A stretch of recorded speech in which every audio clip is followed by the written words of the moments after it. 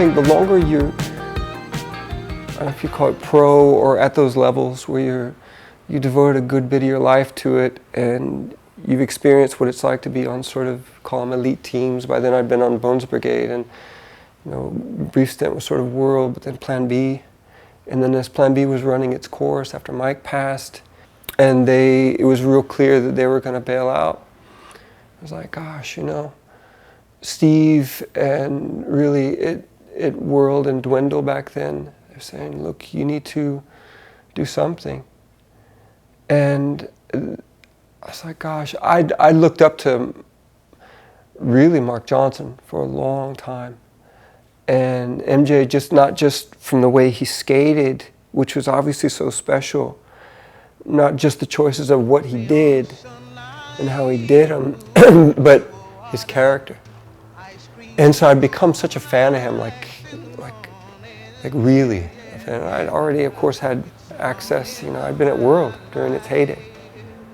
And I met him in San Diego once at a contest.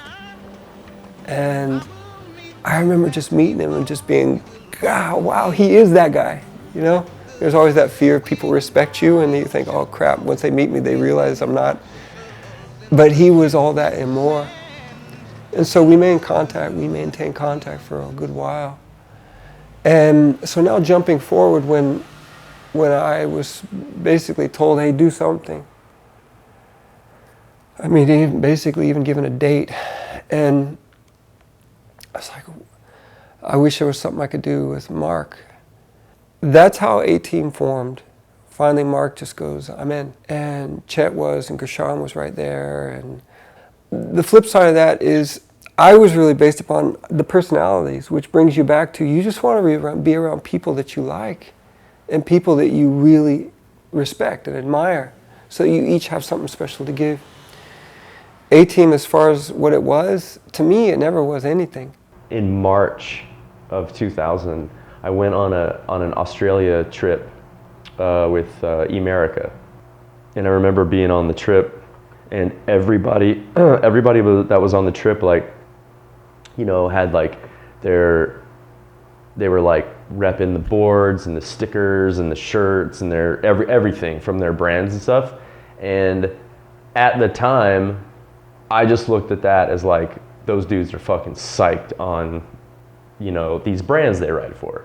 And I didn't wear A-Team shirts really. I didn't like, I would kind of cover up graphics and just, that was my own personal thing, you know, just like, kind of like, which is stupid to kind of be a bitch about that, I think.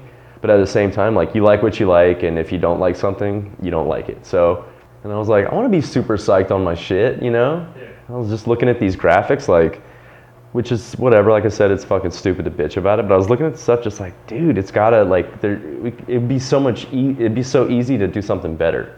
From the very beginning, I don't think anyone liked the name. And to me, it was like a placeholder. And one day, MJ, like, I sensed it because I was the same. I'm thinking, this is like a placeholder. It doesn't have a field for it. And he just was like, Rod, I'm having trouble. I'm like, me too. You know, it's just a weird call. I'm like, dude, I'm just like I'm not stoked on like the marketing or like the brand image or whatever, you know? Almost like, I like, it wasn't like calling to quit or whatever. It was almost like calling to like throw some ideas at him, you know? Like, just to see like what would happen. Just kind of like, is there anything we could do type thing? And that's, so in April, yeah. So I called him and he goes, oh, wow, Chet just quit. Chet Thomas just quit and Gershon just quit. And I was just like, what the fuck? And he was like, yeah, last week, literally, those dudes quit. Yeah, individually, like, this guy's gonna do this guy's gonna do this. And I was like, wow. So he was like, your phone call is kind of like, you know, it's not like really out of place, I guess. And I was kind of shocked. I was like, holy shit, because I didn't really know anybody else felt that way. And I just want you to know, I respect you. I think you have, like all of us, this has become a platform where if you have an idea, run with it. I mean, if you want to do something, just know I'll follow you wherever you go. I mean, as long as it's within, you know, you have open access. I wasn't over like World Industries or being at that distribution. I was just over the brand. So Rodney was like, yeah, it's probably time to like fold that and try to work on something new. And that's when I was like, yes, like let's do something rad, like just more fun, you know? And this is just me. I didn't know what the fuck I was talking about. I didn't have any ideas. It was just on the phone call. I was like, dude, we could do something so fun, so easy. Like it would be so easy. Like he would send, we were in contact a lot. I would go down there a little bit and hang out. And between names and art and people, Marc is just an artist through and through. And he, like a lot of great skaters, he's, you know, once he gets a hold of something, he doesn't let go. And so from really the name to the original look, to the original graphics, to the original, like the feel of it, that was Marc. I had little to nothing to do except for like, wow, I can make that happen, or I love it, or I don't know. You know, I was just a soundboard. We get off the phone, and then it just kind of like, I think like in a couple of weeks, like had a meeting, and then, you know, whatever. It kind of snowballed from there. And it was kind of like Rodney was like, well, you know, like, do you have any ideas? And then it's not like I stepped up and said, you know, I want to do the brand, I want to be the creative director, here's the name, here's the graphics. It just kind of happened, you know, or I would like, as me being like the default guy that had some ideas. Very, very, very rough ideas. Yeah, it was weird. Rodney was like, oh, you got an idea? And I was like, yeah, blah, blah, blah, blah, blah. And he was like, what about this? Blah, blah, blah, blah, blah. You know, and then he kind of was like, well, if you want to, you know, if you want to run with it and see what happens. And then that's how, you know, that's how Enjoi started. And I remember part of what MJ was doing, there's always a strain of this, but at the time there was a particular thrust of, gosh, we're killing ourselves for the video, and that's in us to do. And all of us complain about it. When I was on Plan B, gosh, I complained about it. I couldn't barely even look at Mike T sometimes. You know, you work so hard on something and you'd be like, you can do better. And I remember just driving back to LA, just like, gosh, I hate this.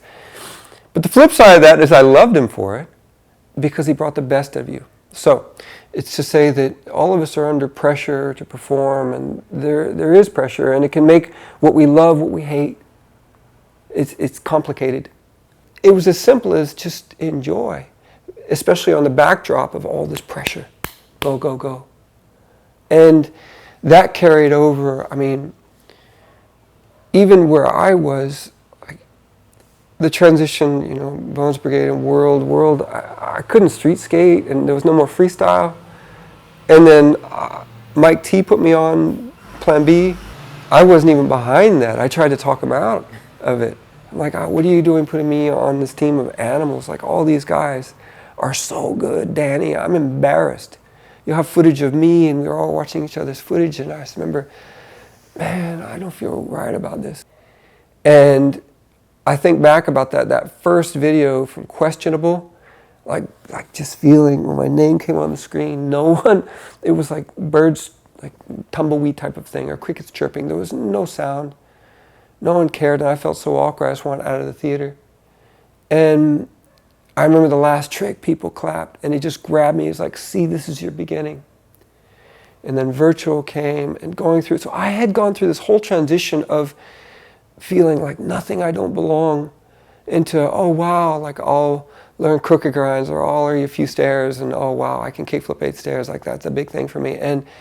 And when we did Secondhand Smoke after he died, that was my goodbye to skating in a way. I was like, well, you know what, I want to go back to freestyle. And the song, the Aerosmith song, is about getting old. And I've had this, and then I opened up with kickflip and some of the bigger tricks that I had done, which is, you know, it was tiny, but for me it was big. And that had been me. And then I'd filmed again, and I was thinking, man, my skating, it kind of sort of feels like me, but I'm learning basics, and it's not an extension of what I feel anymore. And now that I've learned basics, I'd love to just start like hybridizing, like cross-pollinating. And that's where MJ Like, that was the first time, and connects with enjoi. Marc just goes, Rod, like, because we went skating one night where I skate, and he's like, Rod, just do whatever you want to do. That's what I want you here for. You don't have to, like, play catch up or learn how to do this or that or feel so out of your element. Just take what you have and run with it. I want you to be happy. That's your contribution. And oh my gosh, to me, I was just, that like lit something in me, and it connected with the name and that early footage of what really turned into Opinion, the Glow video. That was from Marc. And I remember MJ, at least my recollections of this were like, this should be a company where we can just enjoy. Because life is so brief and time is a